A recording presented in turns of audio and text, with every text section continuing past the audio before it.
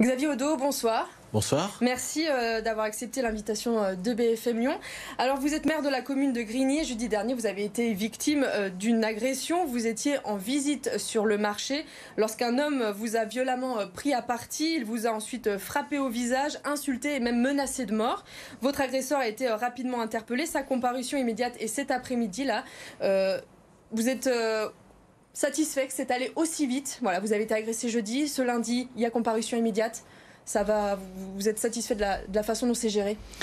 Oui, déjà satisfait que les forces de police aient fait leur travail rapidement et qu'elles aient pu le faire dans de bonnes conditions, qu'il n'y ait pas eu de blessés non plus, parce que finalement il y avait armes et que pour d'autres personnes qui étaient avec moi ça aurait pu être bien plus dangereux. Donc content que les choses se soient réglées rapidement et qu'ensuite il y ait une comparution immédiate et qu'on puisse dire stop et avancer pour une progression ensuite. Vous connaissiez cet individu, il était déjà connu sur la commune de Grigny? Oui, on avait déjà échangé un certain nombre de fois ensemble et les services municipaux le suivent régulièrement dans son accompagnement au quotidien, mais aussi dans sa demande de logement et aussi dans son insertion professionnelle. Alors ce n'est pas la première fois que vous êtes la cible de menaces. En octobre 2020, votre domicile a été recouvert de tags menaçants. Vous vous sentez aujourd'hui en danger? Les affaires sont différentes, mais c'est vrai que pour ma part, comme un certain nombre de maires, finalement la question qui se pose c'est comment devons-nous trouver une juste distance avec les habitants? Quand on m'a tagué ma maison, c'était juste parce qu'on avait déplacé un stade de 100 mètres. Est-ce que cela mérite évidemment qu'on abîme le bien d'autrui? Je ne suis pas sûr. Mais en même temps, est-ce que l'on peut se dire qu'il ne faut pas aller au contact des habitants et rester enfermé dans son bureau? C'est pas ma culture. Nous sommes des élus de terrain. Donc la question, c'est comment on est sur le terrain en se préservant. Là, il y a eu excès, évidemment, mais cet excès-là aurait pu aller bien plus loin. Et c'est toute la question, à quel moment ça s'arrête. On ne peut pas se promener toujours avec un policier, alors pour l'élu évidemment, mais aussi pour l'agent communal qui est au contact. C'est aussi la dame qui est à l'accueil peut-être de la mairie, etc., etc. Avec ce qui vous arrive, est-ce que vous pensez, vous dites il faut que je change ma façon peut-être de faire, vous avez ça toujours en tête et vous essayez d'adapter ou vous essayez de faire comme si il ne pouvait rien vous arriver? Est-ce que vous avez évolué, vous, là, ces dernières années, avec ces menaces récurrentes? On ne se dit pas que rien peut arriver, la preuve. Simplement, il faut qu'on soit attentif à se dire finalement à quel moment on peut être dans l'hyper-proximité, à quel moment il faut prendre peut-être un pas de retrait. Jeudi, au départ, on était dans une discussion sereine avec des habitants, on échangeait et la personne arrive, exige un temps pour lui dans la minute et on lui demande juste de patienter. C'est à ce moment-là que le ton monte et qu'il y a cet excès. Est-ce que si on avait été sur un terrain de rugby, peut-être que ça serait terminé entre coups de poing entre gentlemen, ce qui n'a pas été le cas, parce qu'il peut y avoir danger évidemment derrière. Alors des agressions d'élus, il y en a eu beaucoup ces derniers mois. Votre agression à vous fait suite à celle du maire du 8e arrondissement de Lyon qui a reçu une bombe à eau en pleine tête il y a seulement quelques semaines. Vous avez le sentiment que ce climat de violence envers les élus s'accélère? Envers les élus, certainement. J'ai en mémoire Jérémy Bréau et l'état du véhicule pour lui.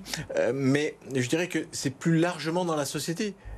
Les enseignants, qui sont régulièrement, évidemment, aussi pris à partie. C'est aussi les policiers, les sapeurs-pompiers. J'étais hier au soir à la caserne de Givors. Les sapeurs-pompiers sont aussi régulièrement pris à partie. C'est ce climat général de la société de se vivre ensemble qui est délétère et qui fait qu'on a du mal à être les uns à côté des autres dans de bonnes conditions. Et vous pensez que c'est lié à quoi finalement? À la crise sanitaire, à l'approche des élections présidentielles pour les violences qui concernent les élus? Vous avez une explication à ce climat? Ça serait très prétentieux de ma part de dire que j'ai une explication. Je pense que la crise sanitaire a évidemment fait monter la pression. Et on l'a bien senti dans nos quartiers fragiles où l'été passé, par exemple, on avait fait un certain nombre d'activités et c'était utile pour que les gens se retrouvent ensemble, repartagent ensemble. Ils ont été reconfinés, il faut qu'ils se retrouvent. Le monde associatif a perdu un peu, enfin même beaucoup d'adhérents avec la crise sanitaire. Il faut que les gens se revoient, se retrouvent, se re-rencontrent. On va pouvoir refaire des activités. Là, c'est le marché, c'était le marché de la soupe pour que les enfants puissent être présents aussi sur un marché et découvrir les potage de légumes. Voilà, il y a des choses qui se font et on va continuer à le faire parce que c'est important. Mais en même temps, il faut savoir dire stop aux excès des uns et des autres. Vous n'allez pas changer votre façon de travailler. Est-ce que c'est de plus en plus difficile quand même d'être élu aujourd'hui, d'être maire? Ces violences s'accélèrent, il y en a de plus en plus, beaucoup de communes sont touchées. Est-ce que c'est de plus en plus difficile d'avoir cette fonction? Les gens sont exigeants. Les gens sont exigeants et veulent tout en l'instant. C'est peut-être la crise sanitaire qui a fait ça, mais on l'a vu avec la crise sanitaire où finalement même la parole scientifique est mise en cause assez facilement. Donc très difficile de répondre dans l'urgence, très difficile parce que peut-être nos institutions ont pris du temps à digérer la crise sanitaire et les choses prennent plus de temps qu'auparavant. Mais l'exigence, elle est là et on essaye d'y répondre, mais en essayant d'être aussi responsable et respectueux des personnes. Certains élus disent même craindre que la démocratie soit en danger. Est-ce que pour vous, ça va jusque-là? Pourquoi ils se lèvent tous les matins pour aller donner du temps pour les autres, pour avoir en retour de l'insulte ou de l'agressivité? Pourquoi restent-ils pas le soir devant leur télévision pour finalement être mis en danger aussi? Donc peut-être que la question se posera à un moment ou à un autre. Pour quoi s'engager? Quel est le retour? La crise sanitaire nous a fait vivre quelque chose de différent. Les élus, c'est le contact avec les habitants qui est important. C'est le contact qui renvoie si les gens sont satisfaits, pas satisfaits, s'il y a des difficultés, pas de difficultés, et qui nous renvoie finalement ce pourquoi on s'est engagé, l'humain. Là, la crise sanitaire nous a séparés, on l'a mal vécu les uns les autres, sûrement les habitants, sûrement les élus. Il faut qu'on retisse le lien en disant à chaque fois, la limite elle est là et on ne la franchit pas. Alors vous avez mis sur les réseaux sociaux que vous attendiez que la justice fasse son travail pour protéger les agents communaux. L'homme qui vous a agressé est donc en comparution immédiate cet après-midi. Pour vous, il faut aller au-delà, il faut des mesures plus fortes? Il faut simplement que les gens soient protégés. Moi, je pense aux agents communaux qui étaient avec moi. Comment vont-ils faire dans quelques jours ou dans quelques mois pour être en contact avec un habitant ou avec d'autres habitants qui pourraient se servir de cet événement pour le mettre en exergue? Il faut aussi les protéger. C'est la question que je pose à la justice. Je ne suis pas spécialiste, ils sont professionnels. À eux de nous accompagner, à eux de trouver des bonnes réponses. Il faut peut-être du travail d'intérêt général, c'est leur point de vue qui doivent l'exploiter. C'est à eux de nous dire ce qui doit être fait. Mais nous sommes là, évidemment, pour que les gens puissent vivre ensemble. Et la justice doit nous aider en cela. Est-ce qu'aujourd'hui, vous ne vous sentez pas forcément accompagné dans ce genre de situation?